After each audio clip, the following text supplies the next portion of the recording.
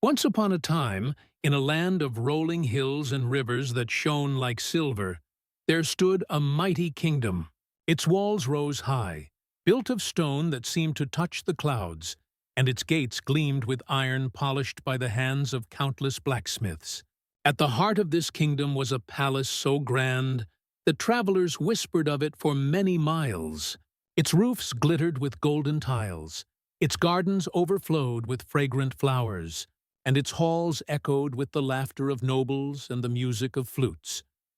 The kingdom was ruled by King Solomon, a man of wisdom and patience. His beard was streaked with gray, and his eyes carried the weight of many seasons. The people loved him, for he listened to their troubles, judged fairly, and protected them from enemies. But even in this land of peace, there was one shadow that caused the king sleepless nights. That shadow was his only child, Princess Cindy. Cindy was a vision of beauty. Her skin was as smooth as polished ivory. Her eyes shone brighter than the stars, and her hair, dark and flowing, cascaded down her back like a river of night. When she walked through the market streets, the people bowed, not only because she was their princess, but because her beauty commanded awe. Old women whispered blessings when they saw her, and young men nearly stumbled when they gazed too long. It was said that no maiden in all the kingdoms could compare to her, and her face alone could win hearts. But beauty, as the wise say, is like a double-edged sword. It may dazzle the eyes, but it can also blind the heart. For Cindy's heart was filled with pride, and her pride was a heavy burden. She knew she was beautiful, and she wore her beauty like a crown sharper than thorns. She believed no man was worthy of her hand, and she made sure the world knew it. Princes came. Dukes came. Warriors and chiefs traveled from lands far and wide, carrying gifts that could enrich an entire kingdom. One suitor brought 20 camels, their backs laden with gold. Another presented silks dyed in colors never before seen by the kingdom's eyes. A nobleman once arrived with a chest filled with rare gems, each one sparkling like fire. But Cindy turned them all away. Her rejections were not quiet. They were cruel. When a prince bowed before her, saying, "Princess, your beauty lights up my soul, and I wish to honor you as my wife," Cindy only laughed. "Your beard is uneven, and your crown looks like it belongs to a child's toy box. How dare you think you could stand beside me?" Another noble knelt with trembling hands, offering her a necklace of pearls from the sea. Cindy's lips curled, and she sneered. "Pearls? Do you think I am a fisherman's daughter that you bring me the sea's leftovers? Leave, before I command the guards to throw you out." The more suitors came, the harsher Cindy became. Her words cut deeper than swords, and her rejections left men broken. Some returned to their lands in shame, others in anger, and a few in tears. Still, they kept coming, drawn by her beauty, hoping against hope that they might be the one she chose. King Solomon watched all of this with a heavy heart. Many times he called Cindy into his chamber. He would sit her down, his voice calm but firm. "My child," he said, "beauty is like the morning dew. It sparkles at dawn but fades by noon. If you rely only on your beauty and let pride guide your steps, you will stumble. Choose a man who is kind, who is wise, who will honor you. Riches and appearance fade, but a good heart lasts." But Cindy always lifted her chin, her voice sharp. "Father, why should I lower myself? I am not like the other women. I am the jewel of this kingdom. I will not marry a man with crooked teeth, or a warrior with scars, or a prince whose crown looks cheap. I will marry only when I find a man whose wealth and power are greater than any I have seen." "Nothing less," King Solomon sighed each time. "My daughter, listen to me. Pride is a river that carries you away until you are lost. One day, it may drown you." But his words fell like stones into an endless well, never reaching Cindy's heart. Then came the day that shook the palace. The guards blew horns at the city gates, and word spread that a king from a distant land was approaching. His name was Obadiah. He was no ordinary man. His wealth was the talk of kingdoms. His armies stretched across lands, and his caravans of riches seemed endless. The people lined the streets, eager to see him. When Obadiah's procession entered, the kingdom gasped. Horses adorned with golden saddles marched in perfect rhythm. Soldiers with armor that glittered like the sun rode beside them. Behind them came carts piled high with treasures, bars of gold, sacks of silver, rare jewels that caught the light. Children pointed with wide eyes, women murmured in awe, and men shook their heads in disbelief. Never had they seen such wealth paraded through their streets. At last, Obadiah himself appeared. He rode a mighty horse draped in silk, his crown heavy upon his head. But though his wealth shone, his face did not. He was not handsome. His cheeks sagged, his eyes were small and sharp, and his frame was heavy with years. Lines of cruelty marked his brow, and his smile was thin, like the edge of a knife. Still, when he entered the palace and bowed before Cindy, his voice carried power. "Princess," he said, "your beauty is greater than the tales I have heard.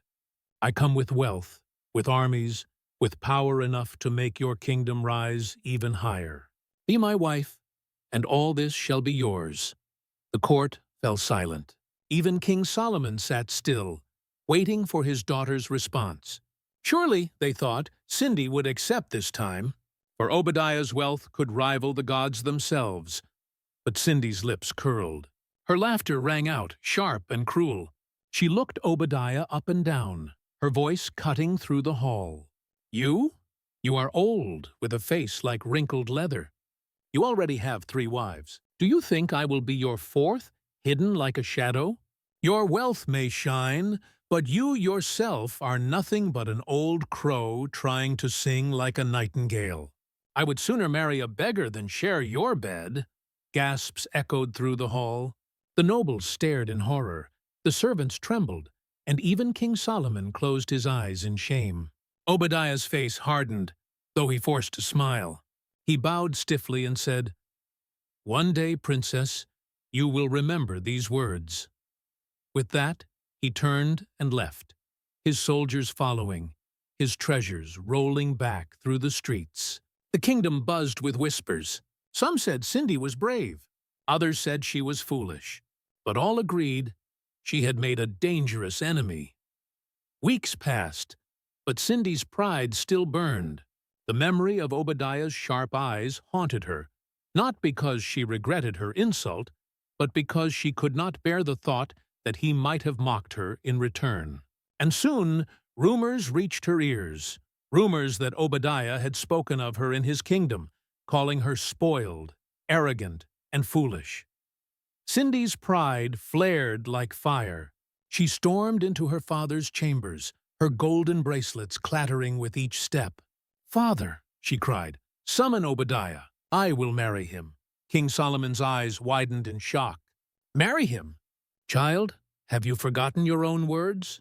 Obadiah is not kind. He is a man of cruelty, and he has 3 wives already. Why now do you say yes?" Cindy's eyes blazed. "Because I will show him. I will marry him, not for love, but to command his wealth, his power, his throne. He will learn that I am no woman to mock." The king's heart ached. He reached for her hand, his voice gentle but firm. "My daughter, listen to me. Do not walk this path. A marriage built on pride and revenge cannot stand. Love is the fire that keeps a union warm. Without it, you will freeze." But Cindy pulled her hand away. "I have made my choice. Summon him." At last, with sorrow weighing his shoulders, King Solomon agreed. Messengers were sent, and Obadiah returned, not with laughter this time, but with cold triumph in his eyes. Cindy became his 4th wife, and the people wondered if their princess had found joy, or if she had stepped into a storm. The wedding between Cindy and King Obadiah was unlike any the kingdom had ever seen. Gold draped the palace walls, flowers carpeted the ground, and musicians played from dawn until the stars lit the sky. People came from every corner to witness their princess wed such a wealthy king. But though the drums beat and the trumpets blared, Cindy's heart was still and cold. Her smile was painted, her laughter hollow. Obadiah, however, was filled with pride. He stood tall in his jeweled robes, boasting to his guests, "At last, the most beautiful woman in all the lands is mine." He paraded Cindy before foreign rulers like a prize he had captured, not a wife he had won. And though his words were sweet in public, his eyes were sharp in private. Cindy quickly discovered that the riches she had dreamed of could not warm her nights. Obadiah's palace was vast, with halls that echoed like empty caves, but it was also cold, built on cruelty. Servants trembled at his footsteps, wives bowed their heads when he passed, and no laughter rang through the chambers unless forced. Cindy, who had once mocked suitors with a careless tongue, now found herself bound to a man who had no patience for pride, but plenty for power. At night, when the feasts ended and the guests were gone, Obadiah's face revealed its true shape. He was not gentle. He spoke to Cindy as though she were a jewel in his treasury, to be admired and displayed, but never loved. When she tried to speak of her heart, he silenced her. When she asked for warmth, he gave her cold commands. She was his fourth wife, and though he gave her jewels and silks, he gave her no tenderness. Loneliness crept into Cindy's soul like a thief. She wandered the palace gardens, staring at the moon and remembering her father's warnings. "Love is the fire that keeps a union warm," he had said. And now, in Obadiah's palace, Cindy shivered. It was during one of these lonely nights that her eyes first fell upon Daniel. He was a guard in Obadiah's service, standing tall by the palace gates. His face bore no crown, his clothes carried no jewels, but his eyes held something Cindy had never seen in Obadiah: kindness. When she passed by, Daniel bowed respectfully. Yet when he lifted his gaze, there was no fear in it, only gentleness. At first, Cindy ignored him, for what was a guard compared to a king? But fate has a way of weaving threads where we least expect them.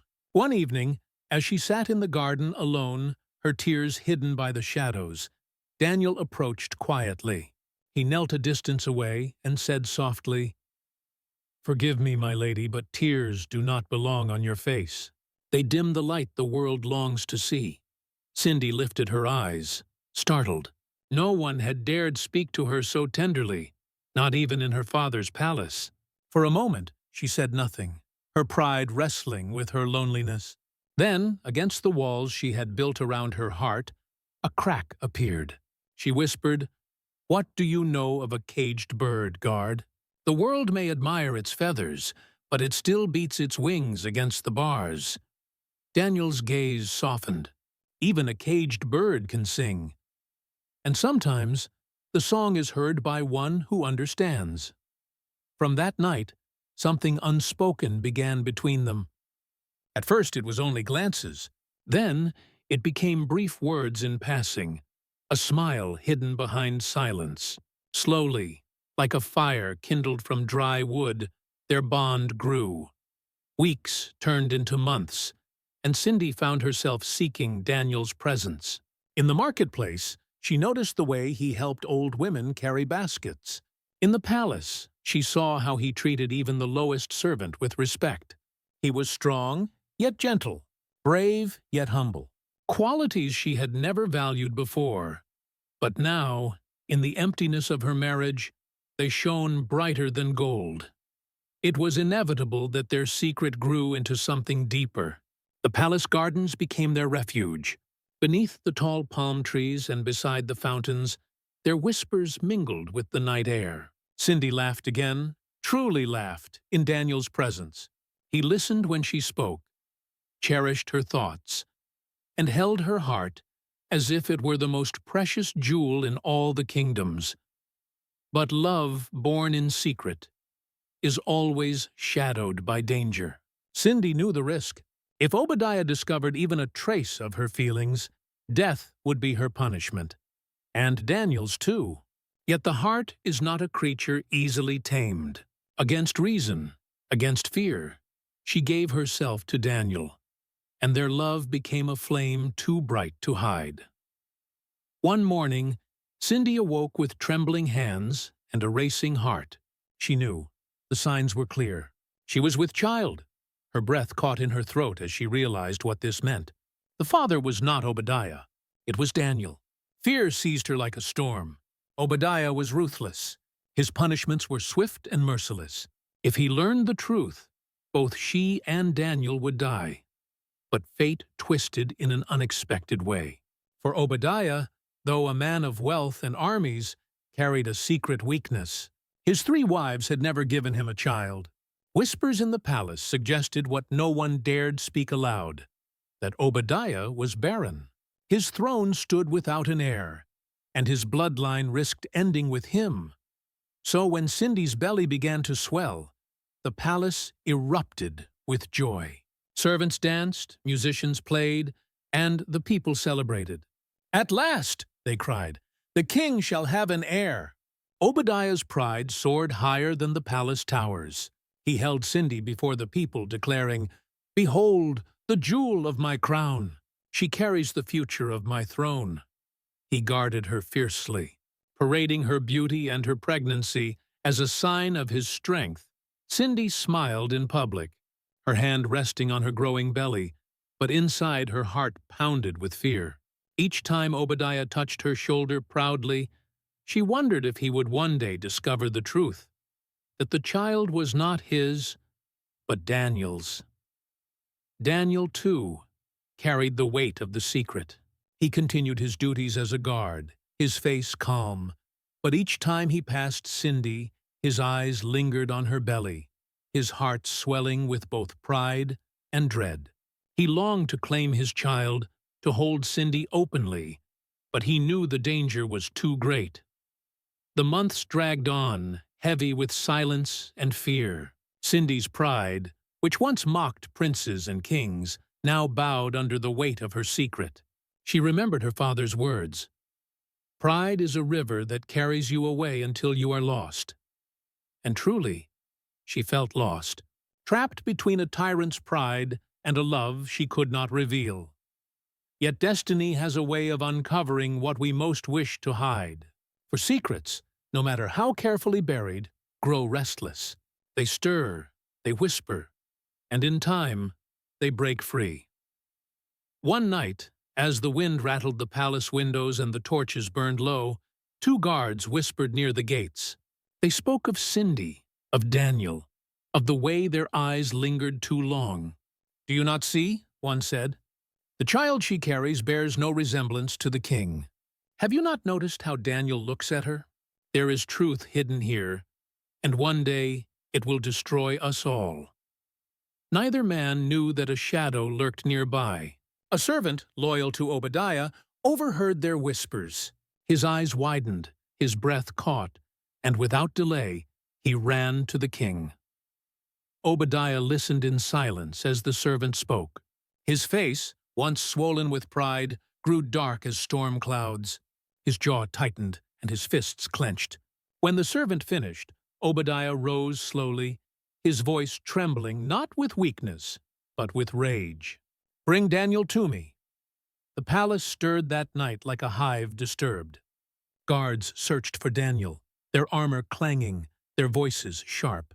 Cindy's heart nearly stopped when she heard the echo of their steps. She knew the storm had come.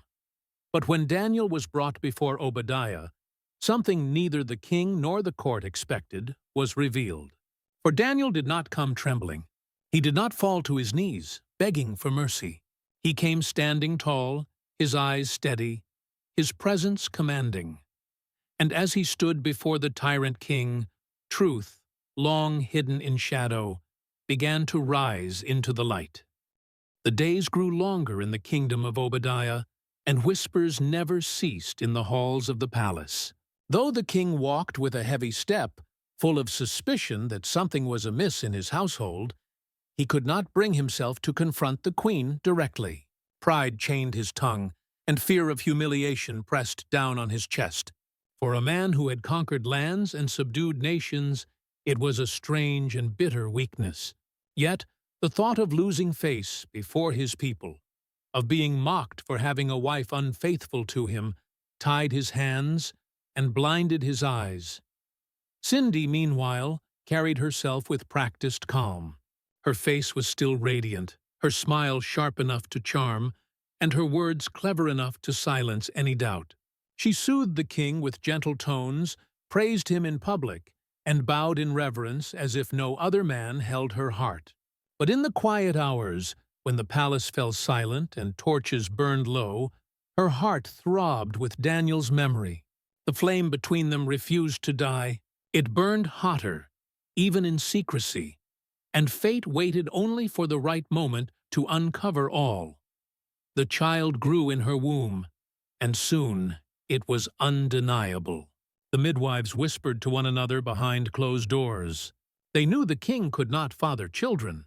His barren years were proof. Yet here stood the queen, round with life. Some trembled, fearing the king's wrath. Others smiled quietly, hoping this child might heal the royal line. Rumors ran through the kingdom, spreading like fire through dry grass. The queen is with child. The king's line will continue. The throne is secure again. These words brought joy to the people, though they knew not the hidden truth.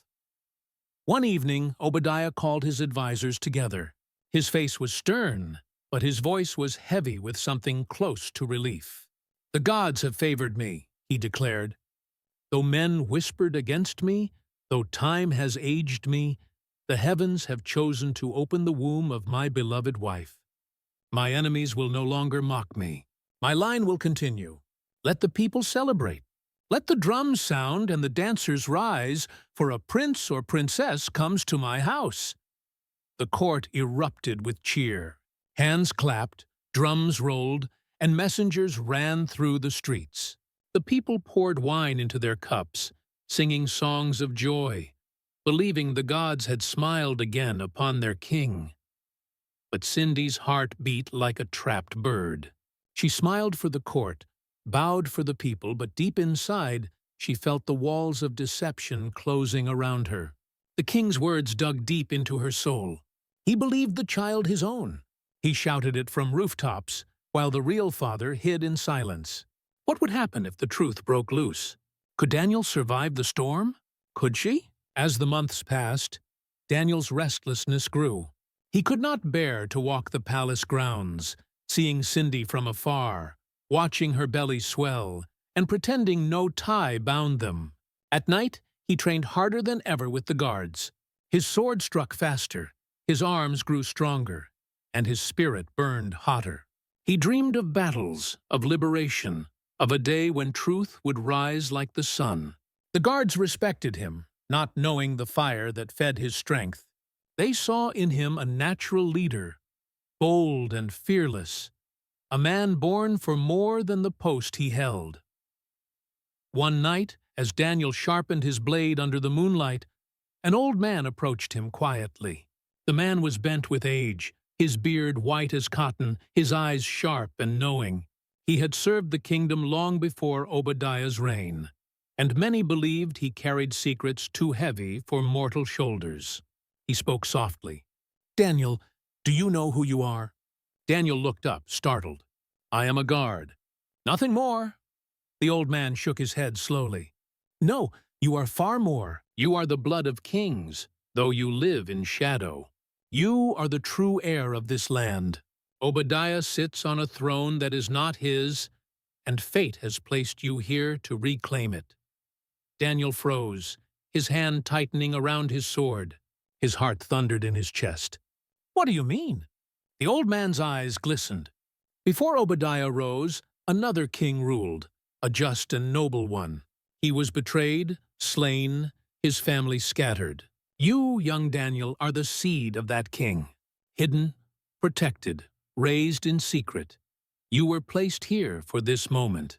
The blood in your veins burns for justice. It is no accident you found love in the queen's eyes. No accident you fight with the strength of a lion. The throne waits for you, and destiny will not be denied. Daniel's mind spun. The old man's words crashed against everything he thought he knew. Could it be true? Could he, a guard, be heir to the throne? He whispered, "If what you say is true, then what am I to do? How can one man rise against a king so powerful, so feared?" The old man's voice was steady. "When the time comes, the truth will rise. The people are weary of Obadiah's pride and his oppression. They long for a leader who carries both courage and compassion. That man is you. Do not fear. The winds of war are already stirring. When the trumpet sounds, you must stand." The old man vanished into the night, leaving Daniel with a heart burning like molten fire. Sleep fled from his eyes. He walked the palace walls until dawn, torn between fear and determination, love and duty. Deep inside, he knew the old man spoke the truth. Something in his blood answered to the call of destiny. When Cindy gave birth, the palace roared with joy. A son was born, healthy and strong, his cries echoing through the corridors like a herald of change. Obadiah named him a prince, heir to his throne. He lifted the child before the court, declaring, "The gods have given me a son. Let every rival kingdom tremble, for my line is secured." Cheers erupted, drums thundered, and the people danced through the night. But in the hidden chambers of the queen's heart, silence reigned. She looked upon her child with love, but fear lurked behind her smile. The boy's eyes bore the mark of his true father. If anyone dared notice, the whole palace would crumble into chaos. Years passed, and the boy grew swiftly. He was bright, strong, and noble, a reflection of Daniel in every way. The people adored him, and even Obadiah marveled at his brilliance, though pride blinded him to the truth. Daniel watched from afar, his heart both aching and swelling with pride. The boy who should never have been was now a prince, walking the halls of power. But shadows darkened the land. Obadiah's pride grew unchecked. He demanded heavier taxes, took more lands, and ruled with iron fists. The people grumbled in their huts, whispering of rebellion.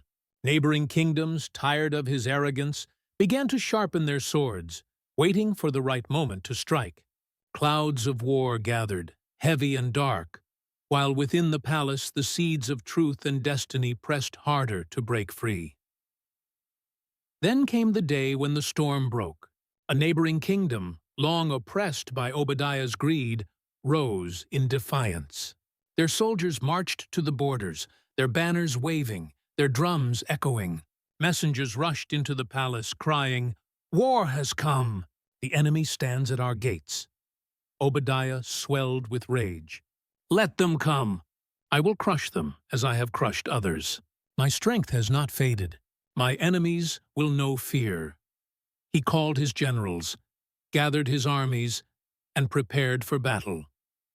But in the night before the war, whispers spread like wildfire. Soldiers murmured that the king was too old, too arrogant, and that his leadership would lead them to ruin.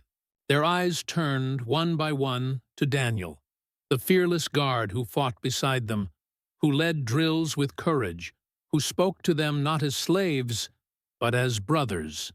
"He is the man we need," they whispered. "Not the king. He carries the heart of a lion and the soul of a leader. If he leads, we shall not fear death." Daniel heard their whispers and trembled within. The time the old man spoke of had come. Destiny pressed upon his shoulders like a crown of fire. He could not hide any more. The throne awaited, and the land cried for freedom. The night before, the battle was heavy with silence. The stars hid behind thick clouds, and the air itself seemed to hold its breath. In the soldiers' camp, men sharpened their blades, tightened their shields, and whispered prayers to the heavens. Fires flickered low, and in their dim light, Daniel walked among them. They looked to him with eyes of hope. And though he wore only the uniform of a guard, his presence carried the weight of a king. Some bowed their heads as he passed, murmuring blessings. Others touched his cloak, as if by instinct, knowing their fate rested with him. Obadiah sat in his grand tent, wine in hand, his laughter hollow. He barked orders at his generals, boasting of victories long past, blind to the fear that gnawed at his men's hearts. "We will crush them at dawn," he said, slamming his cup upon the table. "No man can stand against me. My enemies will scatter like dust." But though his mouth boasted, his hands trembled. Deep inside, he feared what pride refused to admit, that his time was ending, and the throne he held so tightly was slipping from his grasp. That same night, Cindy stood in her chamber, gazing out into the darkness. Her heart raced with dread, for she knew the storm of truth was about to break. She whispered to herself, "Oh, Daniel, what will become of us? What will become of the child we share?" Tears slid down her cheeks as she clutched her son close. The boy, too young to understand, reached for her face and smiled, as innocent as dawn. She kissed his forehead and prayed silently. "Gods of the earth and sky, protect him. Whatever happens, let my child live to see peace." At dawn, the drums of war thundered. The two armies met in a field wide and bare, the earth trembling under the weight of iron and flesh. Spears clashed, shields shattered, and the cries of men rose like a storm. Obadiah rode at the front, his armor gleaming, his voice thundering commands. Yet his soldiers wavered, their faith crumbling. They looked not to their king, but to Daniel, who fought among them with a fury unmatched. His sword flashed like lightning, his shield unbroken, and his courage spread like fire through dry grass. Wherever Daniel struck, victory followed. Men rallied behind him, crying his name. "Daniel! Daniel! Lead us!" Obadiah heard it. The sound of his soldiers calling another man's name pierced his pride like a dagger. Rage boiled in him. He rode through the chaos, his eyes blazing, until he found Daniel amidst the clash. Drawing his great sword, he roared, "You dare steal my glory? You dare lead my men against me? Guard or prince, I will end you here." The battlefield grew silent, as if the world itself held its breath. Men stopped fighting, turning to watch as king and guard faced each other. Swords lifted, shields raised, eyes locked in the fire of destiny. Daniel stood tall, his chest rising with steady breath. "You are no true king, Obadiah," he said, his voice echoing clear. "You rule with greed and cruelty. You took a throne not yours, and now the time has come to return it to its rightful blood." Gasps rose among the men. Obadiah snarled, his face twisting with hate. "Rightful blood? Lies. You are nothing but a thief in love and in power. I will cut you down and show the world who is king." With a roar, Obadiah charged. Their swords clashed with thunderous force. The ground shook beneath their battle, sparks flying with every strike. Daniel fought with the strength of youth and the fire of destiny, while Obadiah fought with the fury of a man desperate to cling to fading power. Blow after blow rang out, shields splintered, and the soldiers circled them in awe. The fight was fierce, neither man yielding, but the truth was written in the sweat upon Obadiah's brow and the steady fire in Daniel's eyes. Destiny could not be denied. At last, Obadiah stumbled, his knees buckling under the weight of years and pride. Daniel's blade pressed against his chest. The soldiers held their breath. The old king's eyes, once proud, now burned with despair. "Kill me, then," Obadiah spat. "Take my crown, take my throne. But know this, your hands will be stained forever. The people will curse you as a traitor." Daniel looked down upon him, his heart torn. Killing Obadiah would end the tyranny, but it would also bind his soul in blood. And then, like a voice carried by the wind, the old man's words returned to him. "When the time comes, the truth will rise." Daniel raised his voice for all to hear. "I am not the traitor. I am the rightful heir. Obadiah stole this throne by treachery, but I carry the blood of the true king. Ask the elders, ask the records, and they will speak. This man ruled by force, but I will rule by justice." His words struck the hearts of the soldiers. Murmurs spread through the crowd, growing louder, stronger, until they shouted as one. "Daniel! Daniel! The true king!" Obadiah's face paled as the truth drowned him. His sword fell from his hand. He had lost, not just the battle, but the throne itself. Daniel lowered his blade. "Obadiah, your reign is over. Go and let the people judge your legacy. I will not kill you, for death is too easy a release. Live and witness the kingdom you destroyed rise again without you." Obadiah fell to the ground, broken in spirit, his crown slipping from his head. The soldiers turned from him, no longer chanting his name. Instead, they lifted Daniel upon their shoulders, shouting, "Long live the true king! Long live King Daniel!" The enemy army, seeing the shift, laid down their weapons, for they knew the tide had turned. The battle was over. Back in the palace, Cindy awaited news, her heart pounding with dread. When Daniel entered, crowned in victory, her eyes filled with tears. She rushed into his arms, trembling. "You live," she whispered. "The gods have spared you." Daniel held her close, his voice steady. "The war is over. Obadiah has fallen. The truth is known." He looked upon the boy, their son, who stood wide-eyed at the sight of his father in royal robes. Daniel knelt before him, resting a hand on his shoulder. "You are the prince of this land, son of its rightful king. Together, we will build a kingdom of peace." The people rejoiced as Daniel and Cindy stood together, crowned as king and queen. Songs filled the air, drums thundered, and for the first time in many years, hope lit the eyes of the weary.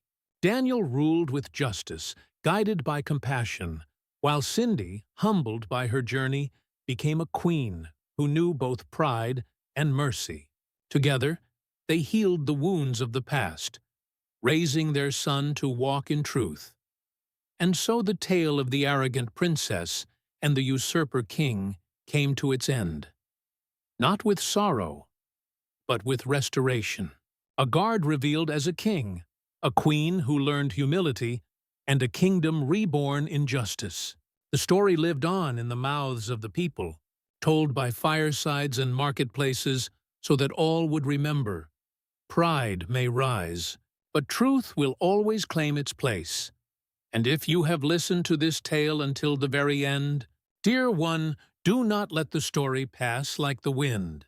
Subscribe to this channel, leave your thoughts in the comments, and let us share many more tales together. For every story holds a lesson, and every lesson is a light for the journey.